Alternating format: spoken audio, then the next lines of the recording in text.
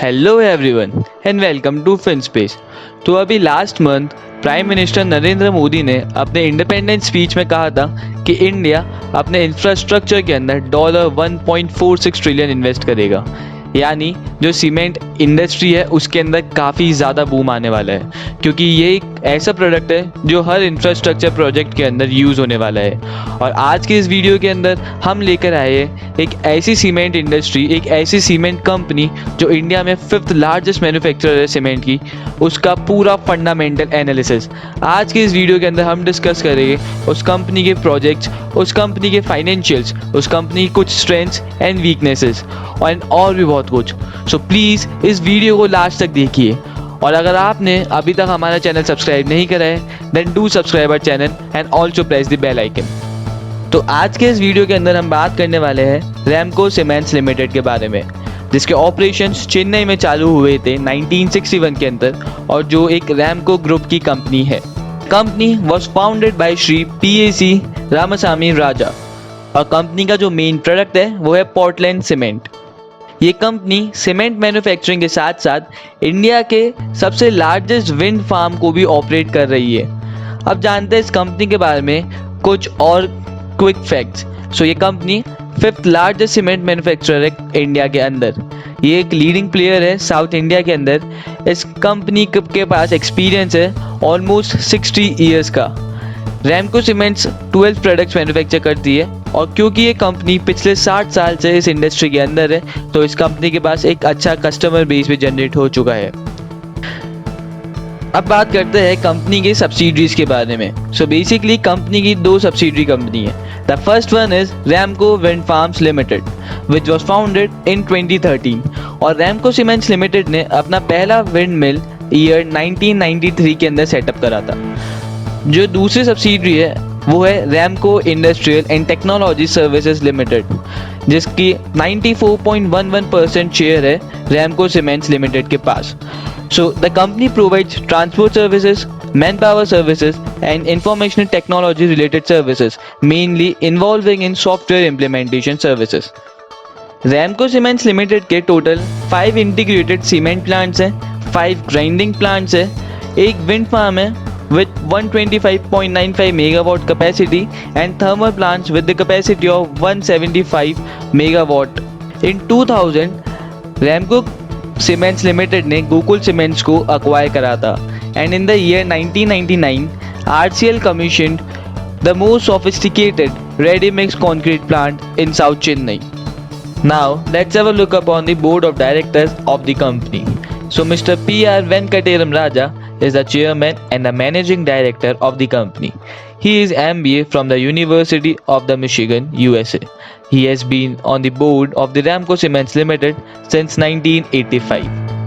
He has more than 3 decades of industrial experience with specific knowledge in textiles, cement and IT sectors. He is also on the board of Ramco Industries Limited, Ramco Systems Limited, Rajyapalan Mills Limited and Ramaraju Surgical Cotton Mills Limited. So overall, he has a very vast experience and has some good leadership skills. Mr. A.V. Dharamkrishnan is the CEO of the company. Mr. S. Vaidyanathan is the CFO of the company. Shri R.S. Agarwal, Shri M.B.N. Rao, Shri M.F. Faruqi and Shri M.S. Krishnan are some of the other board of directors of the company. So now let's have a look upon the shareholding pattern of the company. So in this company, promoters hold 42.7%, mutual funds holds 23.8%, FII holds 8.9%, other institutions and public hold 4% and 20.6% respectively. जो promoters के shares है उसके अंदर से 1.9% जो shares है वो pledged है, और जो म्यूचुअल फंड होल्डिंग है वो भी इंक्रीज हुई है in June quarter of 2020 as compare to the previous quarter on year over year basis. अब बात करते हैं अपन कंपनी के फाइनेंशियल्स की। तो इसके अंदर अपन देख सकते हैं कि कंपनी का जो रेवेन्यू है, टोटल रेवेन्यू, वो लास्ट 5 ईयर से लगातार इंक्रीज हुआ है विद द CAGR ऑफ 8.2%, जो कि एक काफ़ी पॉजिटिव पॉइंट है। हालांकि फाइनेंशियल ईयर 2020 के अंदर जो टोटल रेवेन्यू है वो अराउंड 4% से ही इंक्रीज़ हुआ है। बट ये इतनी कंसर्न की बात नहीं है, क्योंकि अगर अपन इंडस्ट्री एवरेज देखें फाइनेंशियल ईयर 1920 का, तो जो रेवेन्यू है वो ओनली 1.3% से इंक्रीज़ हुआ है। तो इसका मतलब ये है कि ये कंपनी का जो टोटल रेवेन्यू है उसने इंडस्ट्री एवरेज को बीट कर दिया है और उससे अच्छा ग्रोथ दिखाई है अपने फाइनेंशियल्स के अंदर, जो कि एक पॉजिटिव पॉइंट है। और क्योंकि 1920 के अंदर कोविड भी था, तो इसका ये कम ग्रोथ होना जाहिर सी बात है। अपन अगर इस कंपनी के ऑपरेटिंग एक्सपेंसेस भी देखें तो वो भी कंसिस्टेंटली इंक्रीज़ हो रहे हैं, और लास्ट ईयर के मुताबिक 2020 के अंदर भी अच्छा खासा इंक्रीज़ देखने को मिला है। सो इस इंक्रीज़ के पीछे मेजरली 2 रीजन्स है। फाइनेंशियल ईयर 20 के अंदर कंपनी ने जो रॉ मटेरियल यूज़ करा था वो थोड़ा एक्सपेंसिव था as compared to financial year 19, और क्योंकि फाइनेंशियल ईयर 20 के अंदर लॉकडाउन लग चुका था लास्ट के अंदर, तो कंपनी के जो फिनिश्ड गुड्स है कंपनी उन्हें डिलीवर नहीं कर पाई थी, उन्हें डिस्पैच नहीं कर पाई थी, और उसके कारण कंपनी को वो जो इन्वेंट्री है वो अपने पास ही रखनी पड़ी थी, और जिनके कारण कंपनी की जो इन्वेंट्री को मैनेज करने की कॉस्ट है वो इंक्रीज़ हो गई, और उसी के कारण ऑपरेटिंग एक्सपेंस इंक्रीज़ हो गया। अपन अगर कंपनी के ऑपरेटिंग प्रॉफिट देखें तो वो कोई स्पेसिफिक ट्रेंड शो नहीं कर रहा है, बट वो एक अच्छी स्पीड से ग्रो हुआ है as compared to last year, और यही सेम चीज़ हुई है कंपनी के एबिटा के साथ। कंपनी का जो नेट प्रॉफिट है वो भी लास्ट 5 ईयर से 2.10% की CAGR से ग्रो करा है, और कंपनी का जो नेट प्रॉफिट है वो कंसिस्टेंटली पिछले 3 साल से इंक्रीज़ हो रहा है, जो कि एक अच्छी बात है from the point of view of an investor. Company की जो फाइनेंस कॉस्ट है उसके अंदर भी 40% का इंक्रीज़ आया है in financial year 1920 as compare to FY 18-19। इसके पीछे जो ऑब्वियस रीज़न है वो ये है कि कंपनी की जो बोरोइंग्स है वो इंक्रीज़ हुई है, यानी फाइनेंशियल ईयर 18-19 के अंदर कंपनी की जो बोरोइंग्स थी अराउंड 1600 CR की, वो फाइनेंशियल ईयर 1920 में इंक्रीज़ हो चुकी है अराउंड 3000 CR की। और इतनी बोरोइंग्स कंपनी में क्यों ली ये अभी अपन जानेंगे इसी वीडियो के अंदर थोड़ी देर बाद। कंपनी का जो टैक्स एक्सपेंस है वो FY 1920 के अंदर 11% से डिक्रीज़ हुआ है as compared to FY 18-19 because of the new tax regime. अगर अपन कंपनी के बैलेंस शीट को देखें तो इसके नॉन करेंट एसेट्स के अंदर अपन एक काफ़ी अच्छी ग्रोथ देख सकते हैं, और इसके पीछे मेजरली 2 रीजन्स हैं।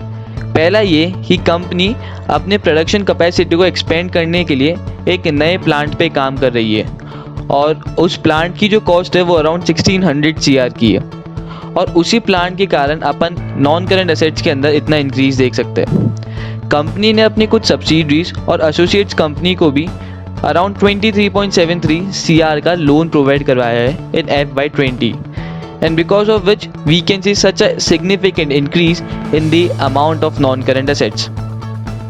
कंपनी के जो लॉन्ग टर्म बोरोइंग्स है वो भी अराउंड 1000 CR से बढ़ी है इन फाइनेंशियल ईयर 20, और उसके पीछे का रीज़न भी यही है कि कंपनी ने अपने प्रोजेक्ट की कॉस्ट को फाइनेंस करने के लिए मार्केट से काफ़ी ज़्यादा लोन उठाया है, और ये कंपनी के लिए रिस्क भी है क्योंकि कंपनी के पास अब काफ़ी ज़्यादा डेट हो चुका है जिसके लिए कंपनी को इंटरेस्ट भी पे ऑफ करना पड़ेगा।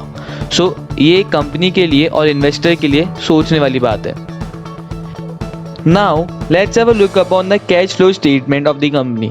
In this we can see that the cash flow from operating activities have decreased in 2019, and this shows the operating inefficiency of the company. We can also see the good amount of increase in the cash flow from the financing activities, and the reason behind this is that the company has taken a loan from the market, and which is reflected in this cash flow from financing activities column. अब अपन देखते हैं company के ratios की तरफ। So company के जो return ratios है उसके अंदर ROA, ROE एंड ROCE वो कंसिस्टेंटली 2018 से डिक्रीज हुए हैं टिल 2020 तक। अगर अपन 2020 को एक एक्सेप्शनल केस मानकर भी हटा देते हैं तब भी फाइनेंशियल ईयर 18 और फाइनेंशियल ईयर 19 के अंदर वो डिक्रीज ही हुए हैं। So all in all company के जो रिटर्न रेशियोज है वो एक पॉजिटिव रिपोर्ट नहीं दिखाते हैं कंपनी की। और अगर अपन कंपनी के प्रॉफिटेबिलिटी रेशियो पे देखते हैं तो वो कोई स्पेसिफिक ट्रेंड शो नहीं कर रहे हैं, बट कंपनी का जो EBIT मार्जिन, PBT मार्जिन और नेट प्रॉफिट मार्जिन है वो तीनों ही FY 20 के अंदर इंक्रीज हुए हैं as compare to FY 19, with the percentage of 6%, 6% and 14% respectively. Company का जो डेट अपॉन इक्विटी रेशियो है वो भी इंक्रीज़ हुआ है फ्रॉम फाइनेंशियल ईयर 19, और उसके पीछे मेजर रीज़न भी यही है कि कंपनी का जो डेट है वो फाइनेंशियल ईयर 20 के अंदर इंक्रीज़ हुआ है, और अपन उस डेट के इंक्रीज़ के कारण फाइनेंशियल 19 के डेट अपॉन इक्विटी रेशियो के अंदर भी इंक्रीज़ देख सकते हैं as compared to financial year 18. So now let's have a look up on the peer comparison of the company. अगर अपन इसके अंदर देखें तो कंपनी का पीई और पीबी रेशियो दोनों ही हाई है एज़ कम्पेयर टू कॉम्पिटिटर्स, और कंपनी का मार्केट कैपिटल और आरओसीई वो एक अच्छी पोजीशन पे नहीं है अगर अपन कॉम्पिटिटर्स के सामने देखें तो.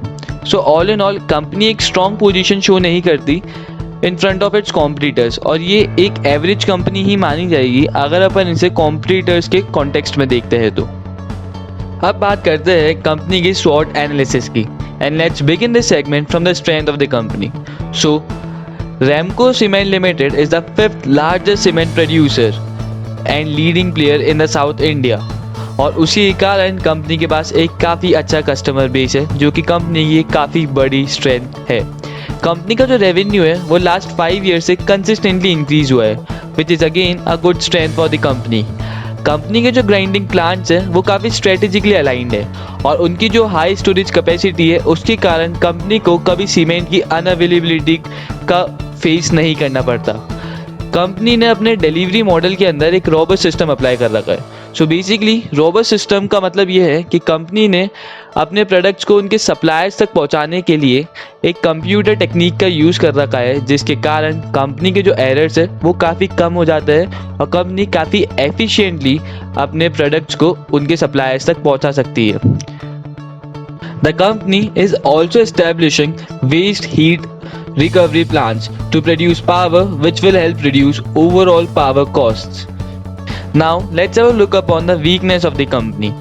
So कंपनी ने अभी एक अच्छा डेट उठाया है जिसके कारण कंपनी के फाइनेंस कॉस्ट के अंदर भी इंक्रीज आया है, which is a major weakness for the company. There is a decrease in the net cash flow of the company, and also a small part of promoters holding is pledged. Coming up on the opportunities of the company. So जैसा कि अपने को पता है कि government अभी infrastructure की तरफ काफ़ी ज़्यादा फोकस कर रही है, और उस कारण से सीमेंट इंडस्ट्री को काफ़ी अच्छा बूम मिलने वाला है.